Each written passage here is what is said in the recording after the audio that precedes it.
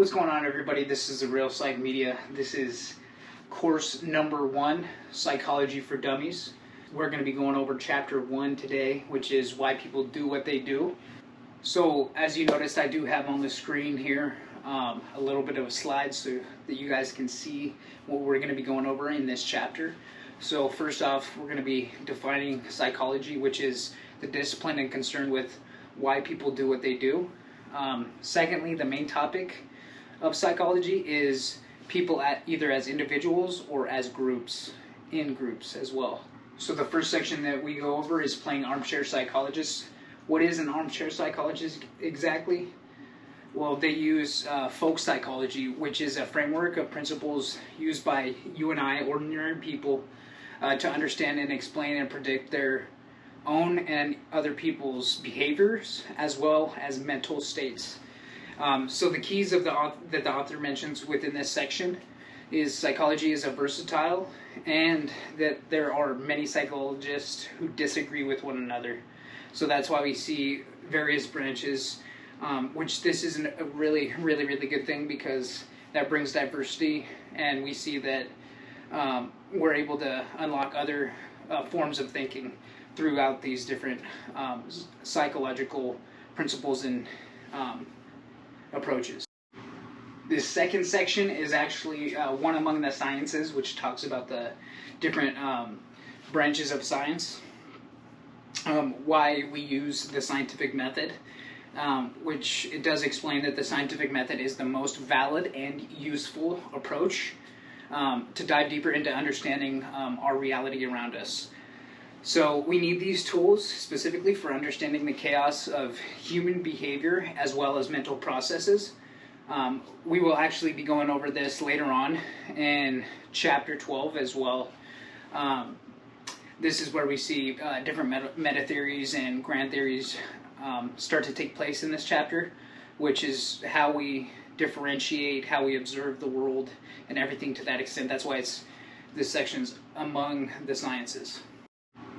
This next section, framing the metatheories, we see that there are a vast array of theories, and that in this chapter it breaks down specifically the most basic and common approaches. So you won't see all of them exactly, but there are a few here because it is psychology for dummies.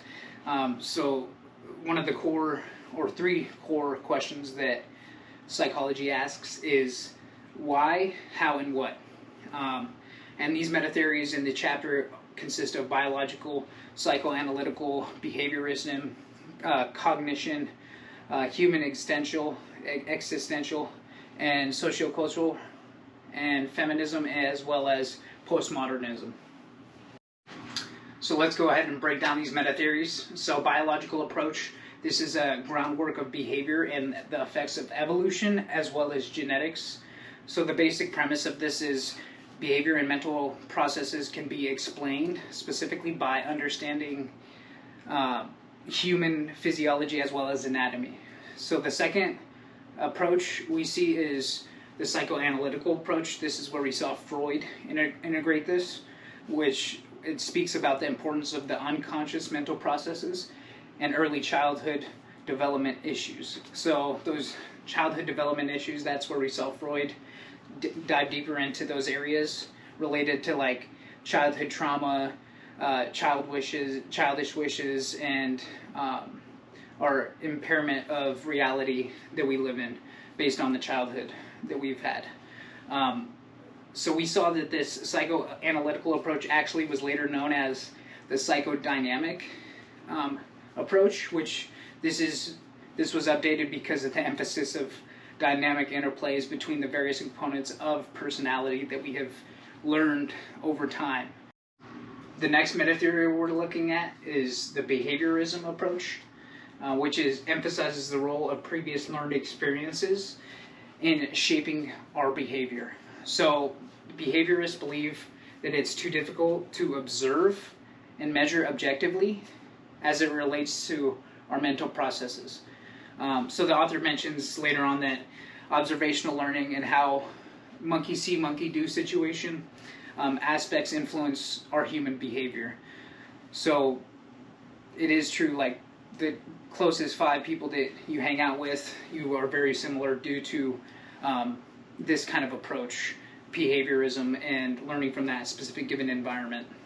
The next meta theory is cognitive approach, which is the mental processing of information, including specific functions of reasoning, problem solving, and memory. So the premise of this is I can change the way I think about the situation. So you can choose to change the way that you think about a specific given situation. The next meta theory is humanistic and existential approach, which focuses on the uniqueness of the individual person and our ability and responsibility to make choices in our lives. So humanistic psychologists believe that a person's free choice and free will and understanding of the meaning of events in his or her life are the most important things to study. So this is what they believe in, that these events in our lives, these things that have happened specifically in the past, are the things that we should be studying in psychology specifically. So the next approach is socio-cultural approach, which emphasizes social and cultural factors that affect our behavior. So specific cultures do specific things. American culture is different than Chinese culture or Asian culture, whatever you want to call it.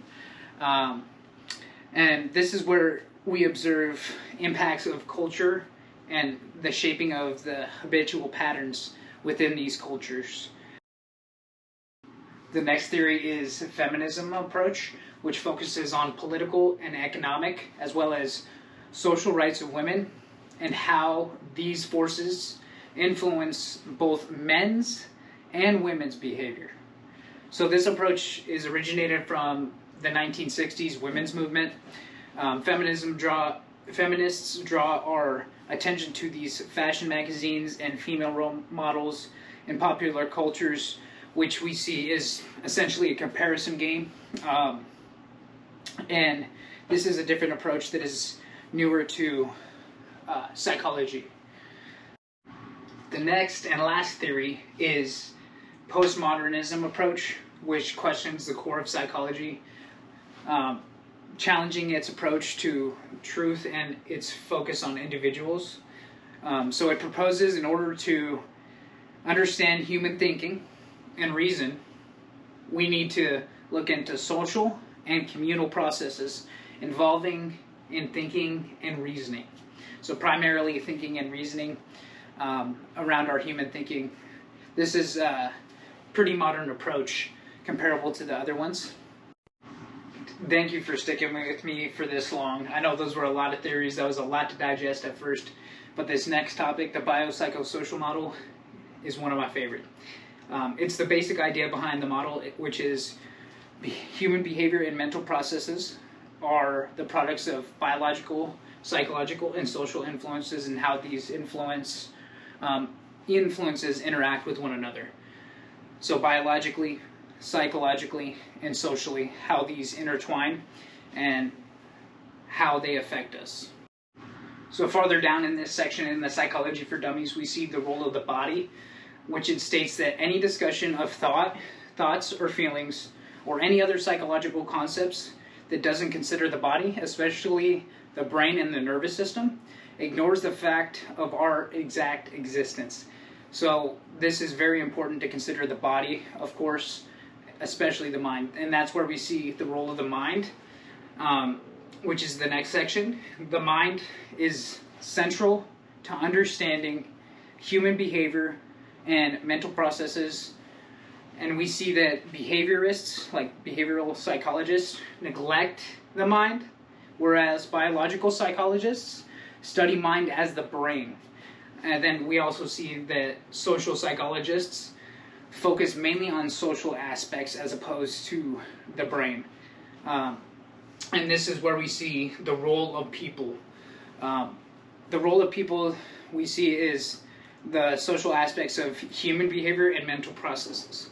So the social aspect of this model includes non-human aspects of our environment, such as nature and technology, and how these other things play a key role into creating these people and these environments.